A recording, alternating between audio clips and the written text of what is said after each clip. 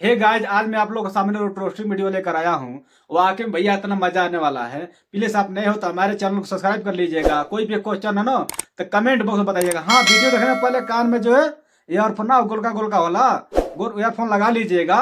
उसके बाद वीडियो देखिएगा और हमारा वीडियो अच्छा लगेगा तो लाइक कर दीजिएगा, अच्छा नहीं लगेगा तो डिसलाइक कर दीजिएगा, ठीक है ना। तो आइए चलते हैं वीडियो तरफ।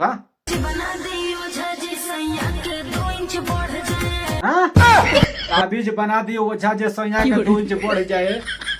देखला हलो का देखला हलो तो हलो ई बताओ भौजी जन कहतिया आ ताबीज माला कोनो पंडित जी कोनो बाबा लो बना देवलो, साधु लो बना देवलो ताबीज उसन आ कहीं पड़ गइल ती जन रोही कि मर जाई।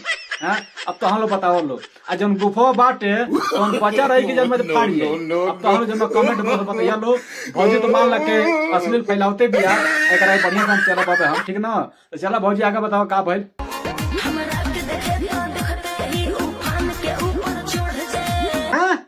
फान के ऊपर चढ़ जाए। अरे फान के जन बजान तो कौन चढ़ला देख लो घोड़ा जन बजे घोड़ियावल से कोनो तरह गोड़ उठा के फान के जन चढ़ला सन वही तरह जन्म तारी ऊपर जन्म चढ़िया सन। आ सही में तू दावा तो जन्म देते बड़ा बुलाते बाड़ू कि फान के ऊपर जन्म बजे बढ़िया से चढ़ जाओ, है ना। तब तो बहुत फाट जाई हो हैं, फाटी के ना फाटी तन तनी गल तनी तो हमके तो लागत भैया फाट जाई। मगर भैया लोग का कमेंट बाटे हैं, भैया लोग खुद बताई लो, देख सकते हो तो हम लोग, ठीक ना भैया। तो हम ये कहे चाहतनी कि ऐसे न भौजी लोग बालो छिनार कि ऐसे इतना अश्लील फैले वालो, है ना। ऐसे अश्लील वीडियो पे जब अपन बात जब रखत लो तो जब बता के अच्छा लगता नहीं लागत, हमरो अच्छा नहीं लागत, ठीक ना। तो का करी एक भौजी के जब गरमाइल बिया पहनाइल बिया एक जब गर्मी हम उतारब, ठीक ना। जो होगा अच्छा होगा। हाँ, ये तो बतिया भैया जब ठीक है कहला हो जौन होई तो अच्छे होई। हैं, बेशक भौजी के मशीन फाटे या गुफा फाटे या कुछ भी होखे, है ना, वो तो मैंने पूरा अंदर लेबे करे कर पहन के चलो। क्या कहीं ये भैया जन्म दिमाग बिल्कुल खराब हो गई बाटे, ठीक ना। हमारा समझ में नहीं आवत कि आने वाला समय में जन बजे का दशा होई सोच भी ना सकत हो। अब ये तरह वीडियो जन बनत हवे, अब लड़का देखिए लड़की नहीं देखिए तो उनके अंदर का फीलिंग आई। हाँ, ए बार तो हाथे हाथे मोबाइल बाटे। पहले के टाइम रहला के एगो घर में एगो मोबाइल रहला, मगर ए बारा एगो घर में साला 5 गो मोबाइल बाटे, ठीक ना। आ लड़का से लेके लड़की से लेके सब केहू जन चलावता, बुढ़वा जवान का लड़का सब, है ना। ऐसे ना वीडियो जब असली लावता तो अगला जन्म जे का जन्म ओकरे अंदर फीलिंग आई तो सोच भी ना सकत। हमके जब देखे नहीं तो गुस्सा ते आवेला, मगर का करो भैया हम जब कुछ ज्यादा कह से ना दे सकत हई। बाह रे छिना रे, बाह रे बाह, इतना बढ़िया जन बजे मुंह बावतिया लेके जन्म लाली पपो जन्म डाल दे का मुंह में तोरी कर पहन के तो मुंह बनाओ सब निकल जे तोर। अरे दादा हो दादा, तू जन बड़े रहूं तोरो अंदर जब खुजली बहुत ज्यादा बाटे। हाँ, खुजली बहुत ज्यादा बा, हमके मालूम बाटे, ठीक ना। आज देखा था ओहू को मालूम बाटे कि ज्यादा जब खुजली हो गई बाटे तेकर खुजली हम दूर होबे करत नहीं, ठीक ना भैया। आगे बताओ भौजी। हाँ तो ठीक है, वही तरह मुँह बनेला रह आ वही में जब बाबा के लेके भूसा देता नहीं तारा के, ठीक न।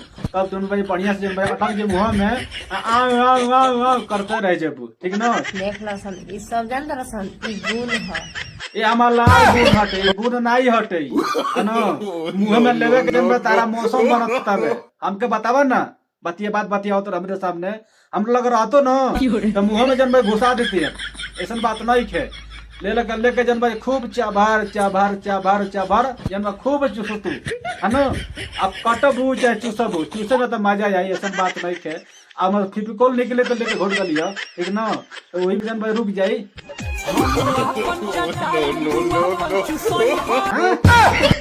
आपन चटा तू आपन चूसई हो।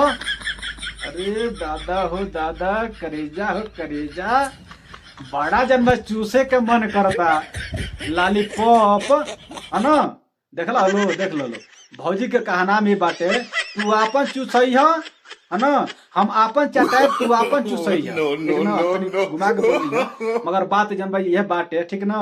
कुल मिला जुला के बतिया जन वही जब पहुंची, ठीक ना भौजी। तो चल आगे बताओ।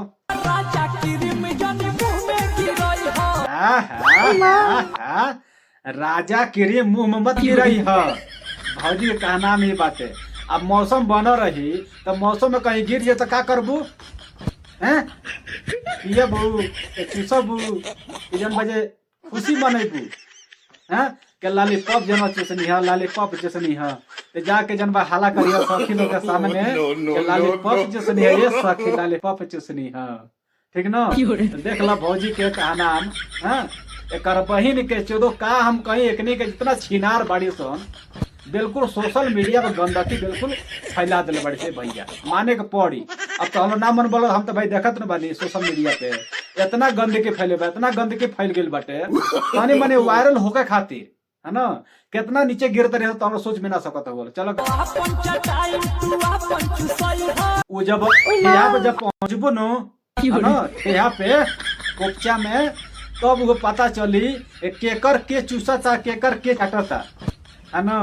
वही जब ठेया पे पता चली, मगर तू ठेया पे जब लेके बुलाओ तनु बाड़ू आ कोनो मिल जाए सोसन पिया कर लेके आ उड़ा दिया तारा के बढ़िया से पूरा तोड़ दिया तारी अंदर, ठीक ना।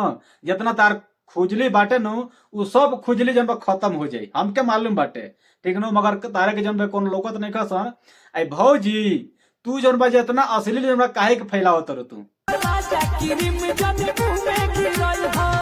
राजा क्रीम मुंह में मत गिरई है, देखला लो कहाँ लो कहबलो का कहबलो का अहमद भाई कितना घटिया वीडियो लेके आवत है। ये कर बहिन के चोदो भैया इतना घटिया वीडियो ना लेके सन, ना वीडियो बनैती सन तो हम पहले पागल जन बजे नहीं भाई हैं कि दिमाग हमारा खराब हो गई बाटे कि वीडियो हम लेके तो हम लोग सामने हैं देख लो भैया, देख लो लोग हैं। हम तो मैंने रिलाइज जन्म करते बानी, हम तो कहते जितना यूट्यूबर बाने ये बढ़िया से पलाई जन्म करस नु निहुरा के घोड़ी बना के, मैंने जैसे भी होखा है ना, उलाट उलाट के तर बहन के जो सीधे जन्म जमीन पा जिया सन। ये बार हमा मोड़ तरी सन दू पैसा कमाए खातिर, ठीक ना। काम कहीं परेशान बने के बहन के एकनी से। चलो भौजी आगे बताओ।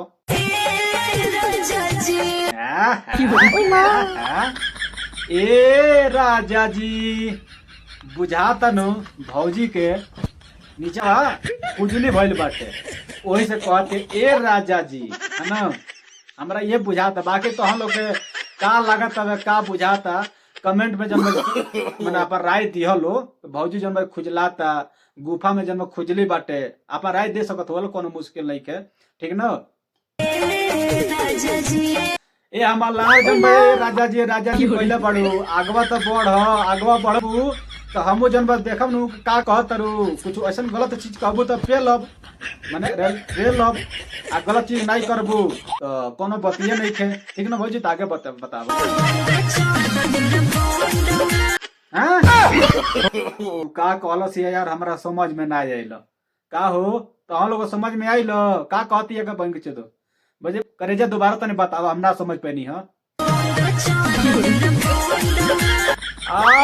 अच्छा ई बात बाटे, है ना।